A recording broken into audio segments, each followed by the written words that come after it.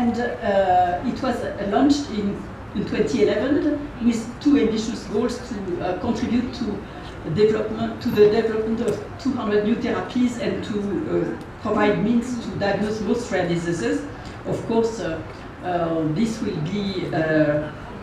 goals will be met not only thanks to IRDiRC but to many groups and organizations in the world. Next slide. But where do we stand now? Next. Okay. We stand at the fact that if we want to do that, we discovered by consulting so many people that the main problem is at accessing clinical data. We need to know more about these diseases to have really data on how the disease evolved, and also when a treatment is in development, to have data which will be used after market authorization to monitor the effect of the treatment. And for that, you need to have the collaboration from many, many groups. Of course, the industry, but also academic group, patient organization, the healthcare professionals, the regulators, the national competent authorities, and the health technology agencies as well. And that's not so easy because in the past, registries were owned and developed either by academia or by industry. Next slide.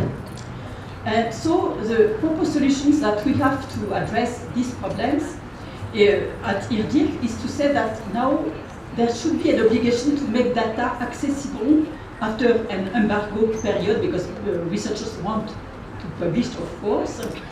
And also we recommend that any organizations financing research should ask the researchers to assign 5% of the research funds to data storing and sharing, to make what has been developed and collected thanks to research available for other researchers. And also we have to harmonize ethical and regulatory requirements to make data accessible at world level, and we need to make rare diseases visible in the healthcare systems by having proper codes to code the disease when there is a registry at national level of patients in hospitals, for instance. And in Europe, there is a strong recommendation from all the countries to use the off-factors. Next slide. We have also decided to promote the use of all the terminologies and tools which will contribute to make data understandable by computers. And if you want computers to talk, if you want to be able to interpret data which were collected in another country, you need to use the same terminologies, we need to use the same vocabularies, we need to understand each other. So the computers have a language as we have languages, and so these data have to be understandable by computers. So this is a big issue, and the IRDiRC is working on the promotion of ontologies, which are languages understandable by computers. Next slide. We want all these terminologies to be interoperable. The terminologies used to code patient data in hospitals, the ones which are in mutation database, patient registries, and also all the tools which are now developed to interpret data from labs. All these sources should use the same tools to ensure that we will once be able to access and use these data for research. Next slide.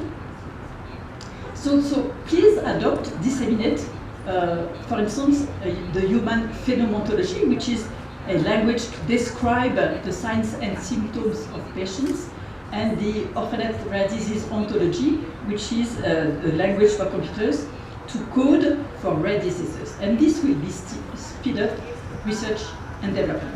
Next slide. So we have also set up a system at IRDiRC, which is called IRDiRC Recommended. So to promote the tools, we say this is recommendable to the community of rare diseases. So we want to highlight tools, standards, guidelines, which contribute directly to IRDiRC recommended. So please go to the website, and if you are promoting or funding research, please ensure that you respect these IRDiRC recommended tools, standards and guidelines, because this will improve the quality of research in the future. Next slide.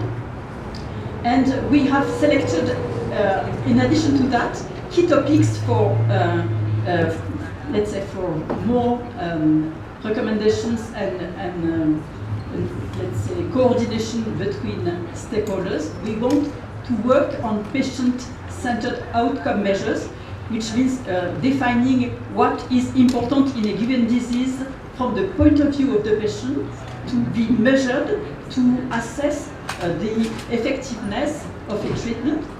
We want to work on small population clinical trials.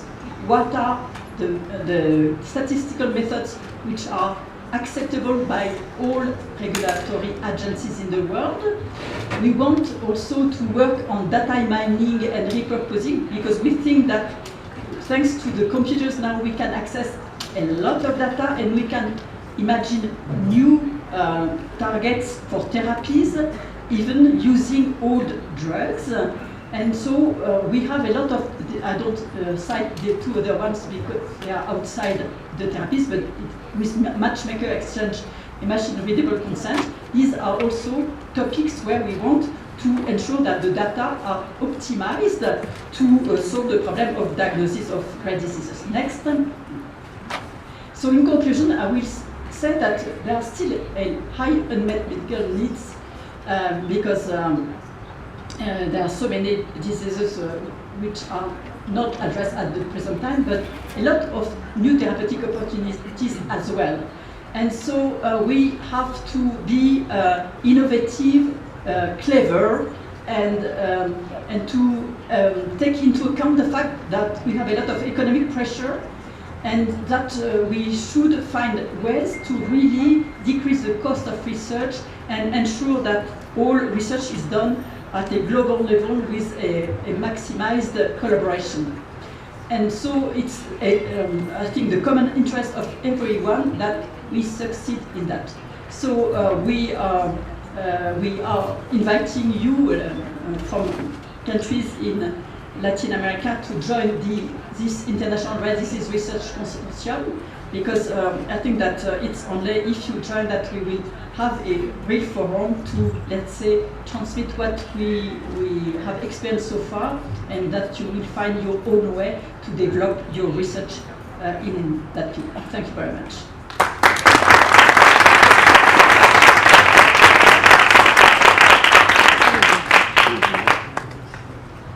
Gracias, Segolene. Realmente un resumen muy claro de esta propuesta de colaboración internacional que es IRDiRC. Antes de dar lugar el paso a preguntas y respuestas, me gustaría contarles un poco cómo a veces funciona esto en el día a día, teniendo presente la importancia que significa IRDiRC.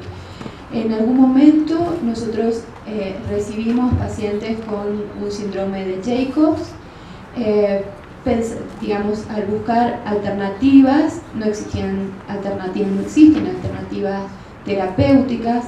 Entonces, en la búsqueda de darle esperanza al paciente y a su familia, descubrimos que habían 3 investigaciones que estaban en desarrollo y estaban sostenidas, digamos, el sponsor es IRDiRC. A mí me sorprendió gratamente poder ver cómo en el día a día podemos dar, a través de los esfuerzos de la colaboración internacional en investigación, una posibilidad de información a los pacientes y a los médicos que tratan a esos pacientes, a quienes ponemos en contacto, ¿sí?, con los coordinadores o con los investigadores que están desarrollando ese esfuerzo de investigación. Muchas de las investigaciones, por supuesto, van a llevar algunos años, pero no obstante ello, es una posibilidad y una esperanza para los pacientes hoy. Por tal motivo, yo creo que es una oportunidad, según lo mencionó Segolene, tanto en términos de farmacoeconomía como una oportunidad para aquellos que todavía no tienen tratamiento, reunirse tanto la industria local, el gobierno y la academia para generar una propuesta, y podría ser una propuesta que pueda ser escuchada por IRDiRC y ver la posibilidad de inclusión. Esto en realidad es, digamos, el ofrecimiento desde IRDiRC de que se acople o que se anime Latinoamérica a pensar en potenciar sus iniciativas de investigación, no tanto en forma aislada, sino encontrando en IRDiRC la posibilidad de coordinación, y sobre todo está formado por referentes en investigación en todo el mundo que van a poder ayudar y aconsejar y sobre todo dar herramientas para las iniciativas locales. Entonces están invitados no solamente a ingresar en la página, sino contactar a los miembros de IRDiRC, que en realidad están siempre muy atentos y abiertos a las iniciativas. Así que no hay que perder el miedo y acercarse y evaluar en conjunto si las iniciativas son viables a través de la propuesta de IRDiRC. Bueno, y ahora sí, si hay preguntas para Segolene. ¿Sí?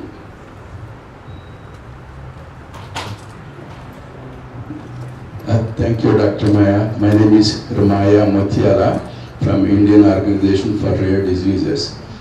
I truly enjoyed your presentation. I have a question. You have given a lot of data, the cost of the drugs, but I would like to see the profit that is made by the companies who are making the rare disease, orphan drugs. This, you know very well that this is not available really, but you can guess more or less what it is. It is higher than in other sectors sometimes, but it's in the range, I think, of 20%. When you deduct, you know, what they make as real profit above all the costs, because it's an area where they have a lot of costs in terms of implementing new clinical institutions, training the physicians, helping the patient organizations, and so on. So I think it's very difficult to calculate that honestly, but I share your concern that now it's time for industry to be more transparent and communicate about that. And so I think that among the efforts that we all have to make, they should make their effort and come with real data and explain how they establish their price. So I think that's certainly something which is going to come in the future. Can I follow up that one, please? I certainly support that one, but over the period of 7 years exclusivity, the profit margin should always be at the same rate. I don't think that is fair enough. In the beginning, yes, to recover the research costs, yes, you are allowed to do that one. But over the period of time, I believe that the patient organization should support and argue for the reduction of the prices as time goes by. That's my suggestion, please.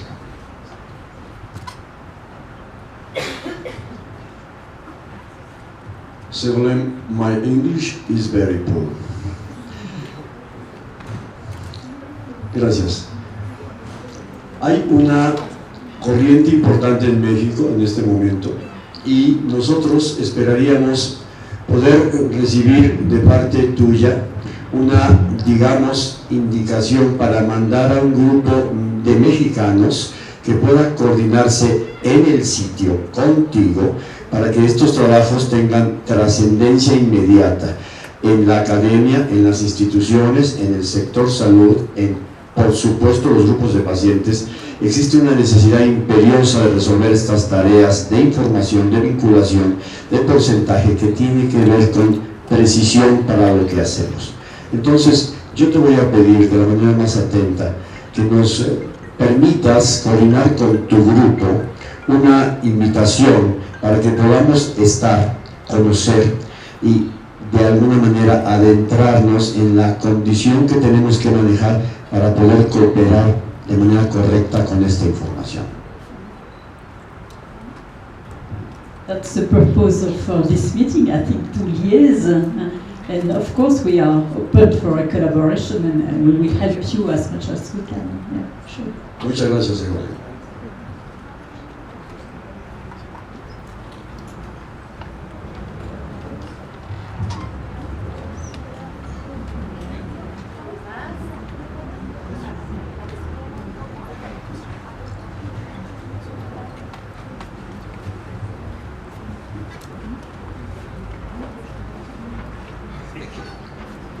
Okay, I come from China, and thank you for your presentation, and I learned a lot of that. So my question here is that in China, when we talk about rare disease, that one of the questions is that because of the limited of insurance, medical insurance budget, so some guys obviously think that if we put a lot of money on the rare disease, which means that a lot of other patients will decrease the health.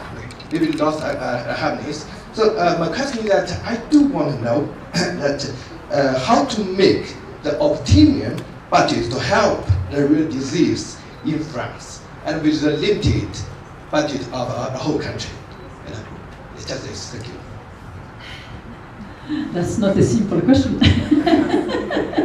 So how to set up priorities? So that's really a political choice and a societal choice. So I cannot tell you what you should do in China, because what is more important to care for